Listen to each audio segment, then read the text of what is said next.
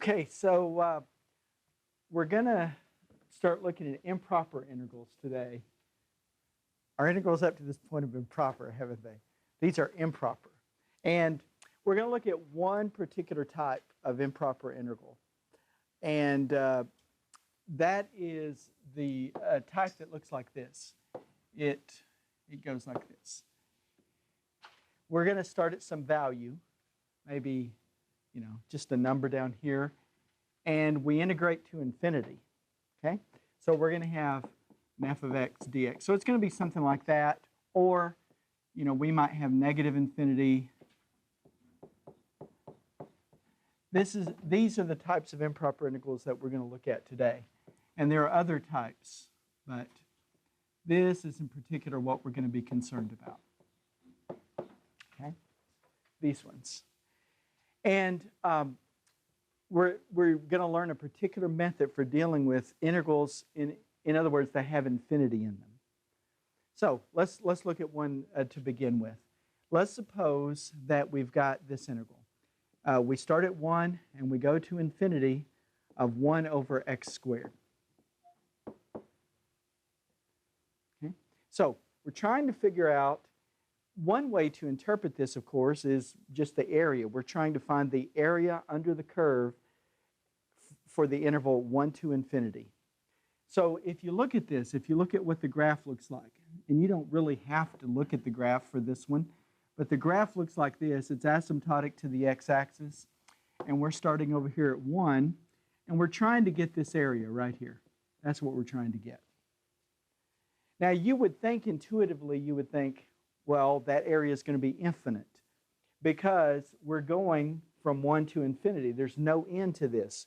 So no matter what number we say this is, we might say, well, it's more than that because there's an infinite amount of curve there. So here's the way we approach this, though.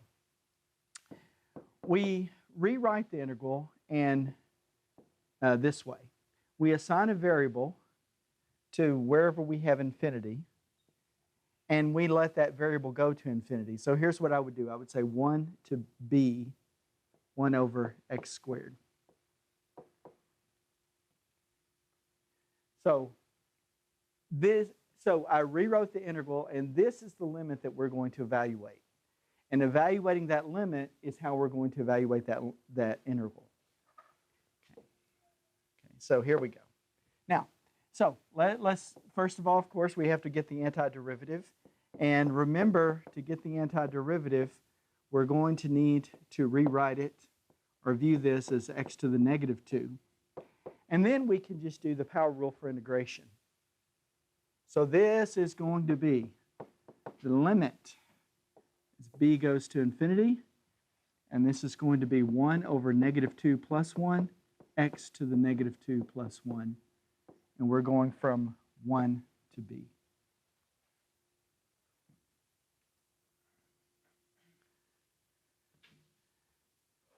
Now, let's see what this is.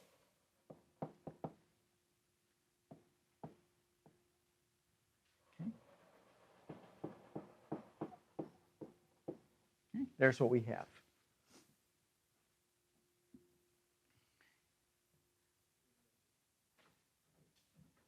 What's that now? Yeah, negative, because 1 over negative 2 plus 1, that gives us a negative. Okay, now let's see where we stand now. So if I plug in the b, so here I go. I've got the limit as b goes to infinity.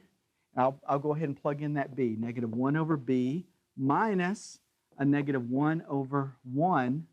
And I left off the limit there because, when we plug in the 1, it doesn't have a b in it. So I'm not going to talk about the limit there. What I'm concerned about is this one. Now, if you look at that, as b goes to infinity, the top is constant. So as b goes to infinity, that first part there is 0. 1 over b as b goes to infinity is 0. So really what we have now is 0 minus a minus 1, which is 1. So it looks like that area under the curve is just 1. And it is. Okay.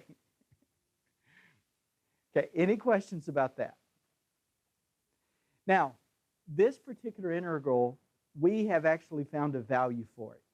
And we say that integral converges. So this integral converges, and that the value of it is 1. Okay, so it converges.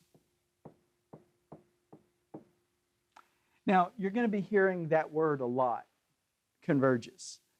Now, so are there any questions about that? Okay, now let's look at another one here. Let's look at this integral. Let's suppose we have 1 over x, and this looks very much like the previous. That's right, it's going to be the natural log. So this one, the first thing we do is we say, part of the balance of integration there is infinity. So I'm going to rewrite that as the limit as b goes to infinity, 1 to b, 1 over x dx. Now this is the only case where you have x in the first power. That's the only time it's going to be log, right? So if it's 1 over x squared, 1 over x cubed, 1 over x to the 1/2, it's only log when you have a first power, okay?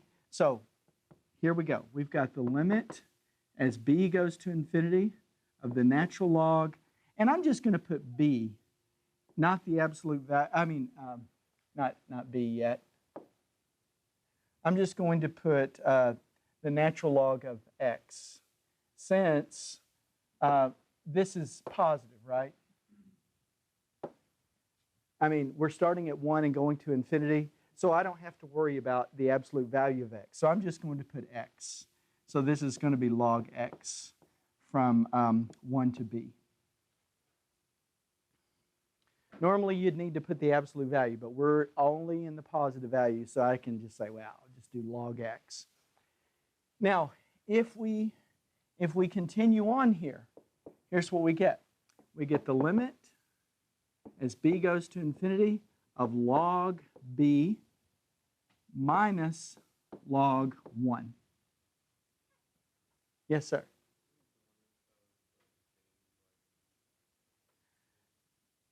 No, e would come into play if we were,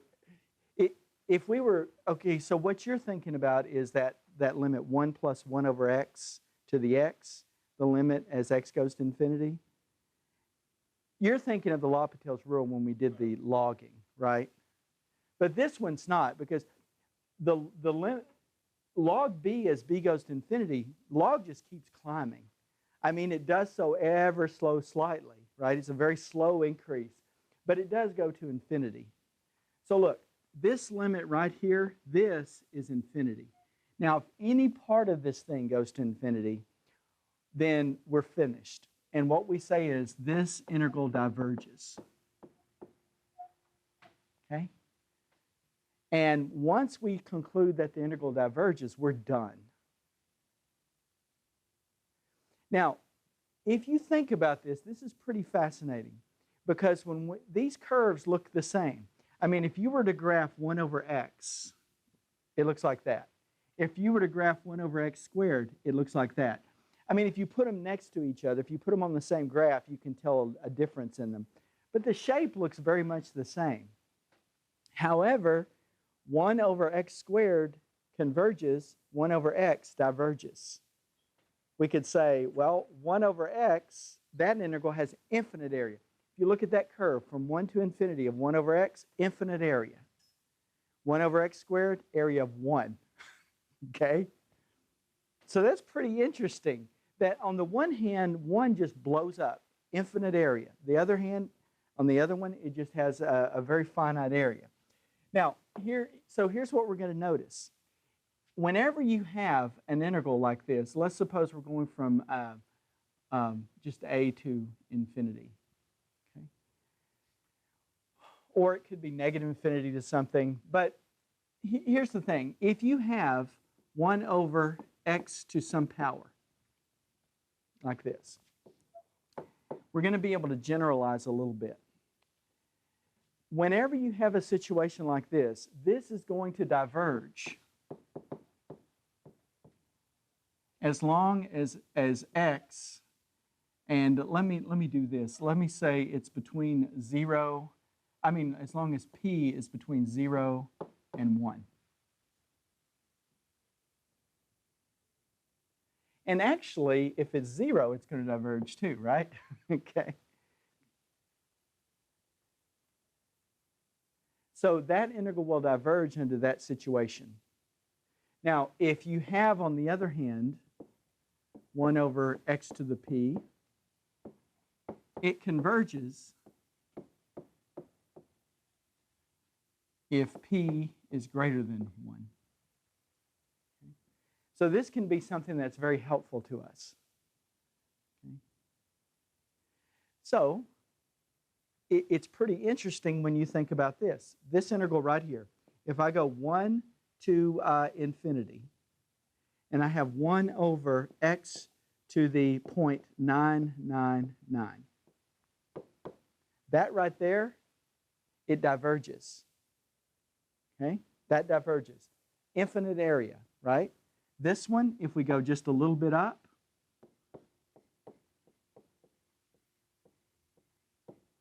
this one right here converges. Okay?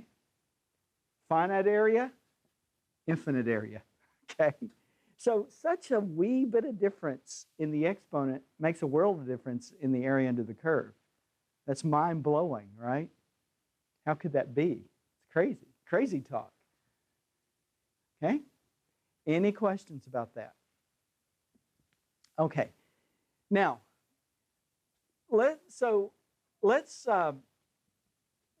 to the next step. Let's suppose that we have an integral like this. Let's suppose we have negative infinity to, let's say 0. Okay, negative infinity to 0 of 1 over 1 plus x squared. Something like that. Okay, now we're coming from the other way, right? We're coming from negative infinity up to 0. We approach this exactly the same way, except, we're now dealing with the lower bound. So what we're going to do is we're going to take the limit as a goes to negative infinity. Okay? And we'll do this. We'll say a to 0. Okay? And I just used a different variable. I could have used b again. The important thing is that you have, you replace the infinity with something. Okay, now we're ready to integrate. So, what is the antiderivative of that one? What is it?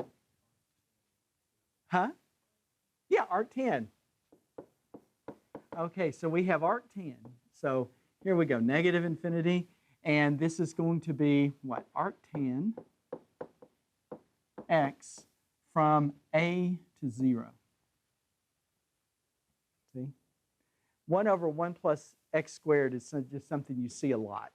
So it's good to know that the antiderivative of that is arctan. Now, let's go ahead and put in our values. So here we go. We've got arctan of 0. And I'm not going to put the limit in front of that because there's no a there. So I guess I'm being a little sloppy, but really it doesn't matter. Minus the limit as a goes to negative infinity of arctan of a. Okay. So what do you think about that? Now, think back at your trig, the unit circle. The arctan of 0, what is that one? Remember, what you're doing is you're saying, okay, so arctan of 0, where would that be? You think about the unit circle. Now remember that here we have 1, 0. Here we have 0, 1. And remember that tangent is sine over cosine, right? So at 0, what is sine over cosine? Right.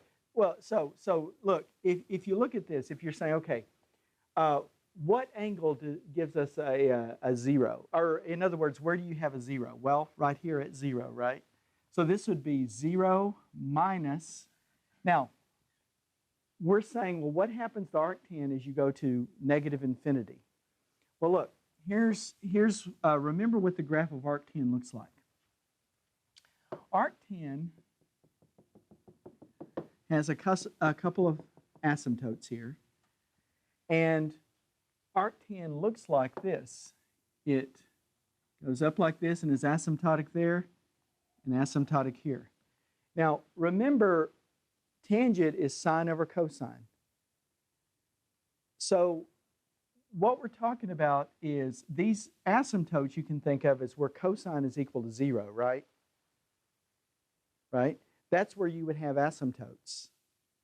Because if you think about the graph of tangent, remember you have an asymptote here and an asymptote there. Here's the graph of tangent, right? Here's the graph of arctangent over here. What are these asymptotes right here? They're vertical asymptotes on the graph of tangent. They would be horizontal on the graph of arctan. What are they? Where is tangent undefined? Yeah, where cosine equals 0, and where is cosine equal to 0? Pi over 2, right? So this is pi over 2, and this is negative pi over 2. So what is this right here? This top asymptote? Pi over 2, and this one down here would be negative pi over 2. So here's the thing. Arctangent, remember, has a domain from negative infinity to infinity. It's just like the range of tangent is negative infinity to infinity, right? Now, the domain of tangent, that we restrict the domain to get the inverse, but we look at between negative pi over 2 and pi over 2. So that's going to be the range of arctangent. So we're looking at between negative pi over 2 and pi over 2. Now, look, as x goes to negative infinity, what does arctangent get closer and closer to? Negative pi over 2. So here's what we have. We have 0 minus a negative pi over 2. So this is just pi over 2. Yeah, pi over 2. So that integral converges, and it converges to pi over 2.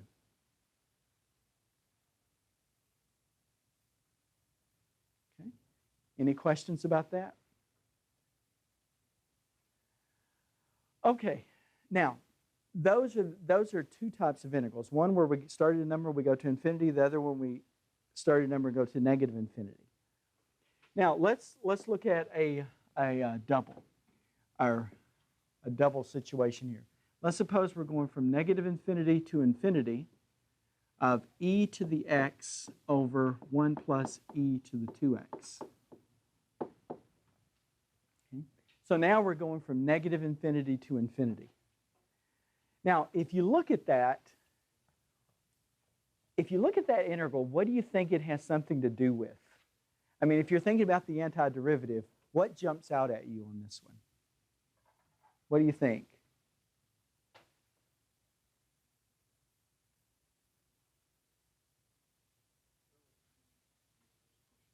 Yeah, you could use that, but is there does this look like something familiar? Look, we've got something 1 plus something squared.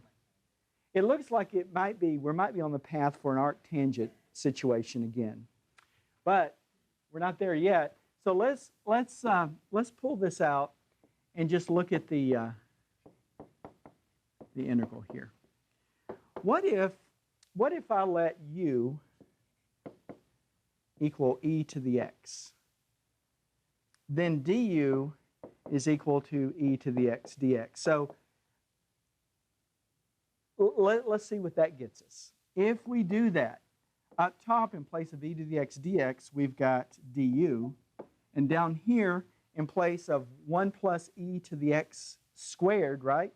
E to the 2x is e to the x squared. This would be 1 plus u squared, right? Y'all see that? Aha! Now we see this arctangent, right? Because this is arctan of u. And I won't put it on the c. I'm just looking at one antiderivative there, right? Okay, does everybody see that?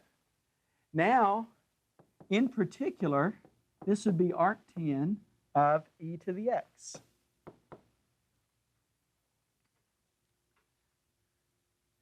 Okay, so we've done the hard part. We've got the antiderivative. Okay, there's the antiderivative. Now, here's what I want to do. I want to come back and say, well, how do you deal with an integral that has two infinities in it, right? Well, just pick any number in between negative infinity and infinity and use that as kind of, okay, I'm going to integrate half of it and then the other half. Like 0, for example. Just pick anywhere in there where the integral is, where the function, the integrand is defined. 0, right? So I'm going to do this. I'm going to integrate this way. I'm going to say, okay, I'm going to go negative infinity to 0, and this is going to be e to the x over 1 plus e to the 2x. And then I'm going to pick it up at 0 and go on to infinity. There. Now, I've got that. Yes?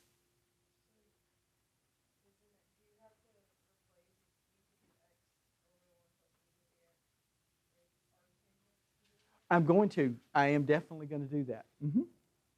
So now, so this is how you approach it. Now, here's what I'm going to do. I'm going to say, okay, now I know how to deal with these kind of integrals. I'm going to go b goes to negative infinity, and this is, I mean, a. I think we've been using a for this lower one, so let me continue. I don't know, maybe not. So this is a, and here's a to 0, e to the x, 1 plus e to the 2x. Now I'm going to do the same thing over here. I've got the limit as b goes to infinity of 0 to b, e to the x, 1 plus e to the 2x. There. So this is the way we have to deal with these doubles. We have to pick a number in between and make two integrals out of them. Okay, how does that grab you? Any questions? Okay, so let's mosey on down here and look at the first one. Okay, so I've got the limit as a goes to negative infinity, and it's going to be arctan of e to the x, right? We already decided that. And we're going from a to 0, right?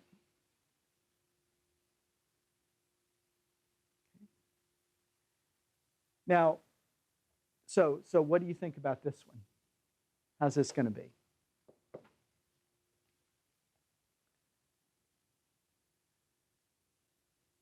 Well, let's plug in here.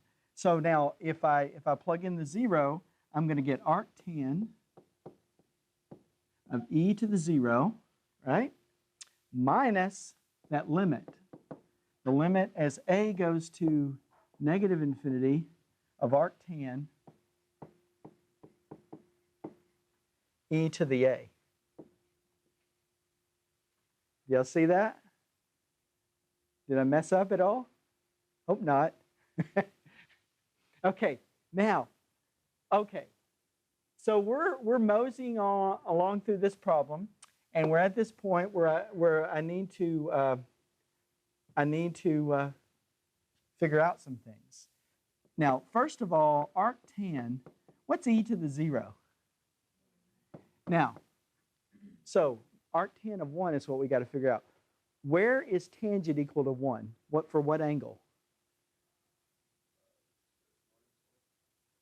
1/4 pi, that's right. Pi over 2, right? I mean pi over 4, pi over 4. So this is pi over 4. And you're right, Denver, when you said square root of 2 over 2, but that, I mean, you were associating the right angle, right? But it's that's the coordinates, right? Yeah, square root of 2 over 2 over square root of 2 over 2. So this is going to be pi over 4. That's what that is. Minus, okay? Now, if a goes to negative infinity, what are we talking about there? Look, as a goes to negative infinity, what happens to e to the a? It gets super wee, right? Infinitely close to 0. So we're talking about arctan of 0. What's arctan of 0? Well, no, we said that a minute ago, right? Arctan of 0. Yeah, 0, right? Because remember, that's where sine is 0. Okay, so arctan of 0, so we get that. So it looks like this part is just pi over 4. Okay, pi over 4. So that's the first part of that integral. Now we look at the next part.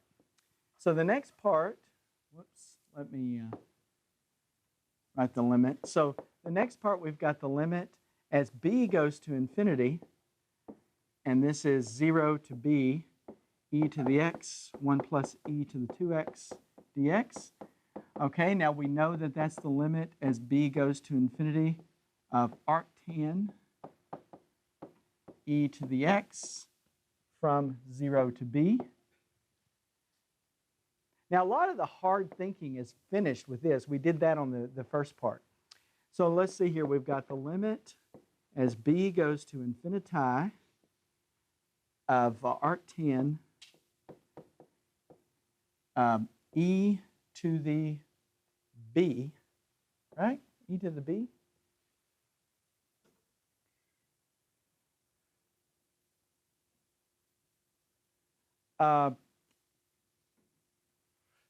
Minus arctan of 0. Arctan of 0. Arctan of e to the, e to the 0. That's right, e to the 0. E to the 0. Okay, there we go. Okay, so what do you think about this one? Ah!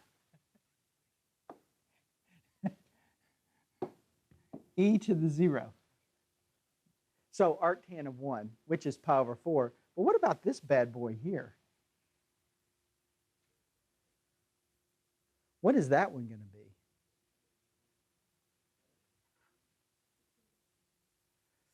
Now, so it looks like we have a situation on the inside. We have arctan e to the b, and b is going to infinity. So it's like, so what happens as the argument inside arctan goes to infinity? What is that going to be? Yeah, pi over 2. So it looks like this is going to be pi over 2. And what about arctan of 1? Pi over 4. So that's pi over 4. Is that right? Pi over 4. Okay, so we had this first part. What was the first? So we had this integral. So what were the two parts that we had? Let's go back up and look at this. We had this one, right, which was pi over 4.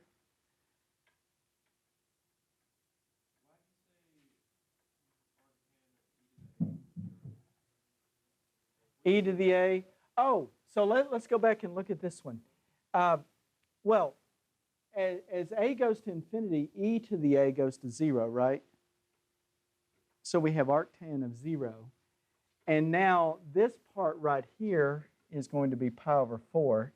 So we have pi over 4 and then plus. So let's see what we've got now. We've got, so look, here's the first part, right? Pi over 4. Is that the first part? Plus the second part.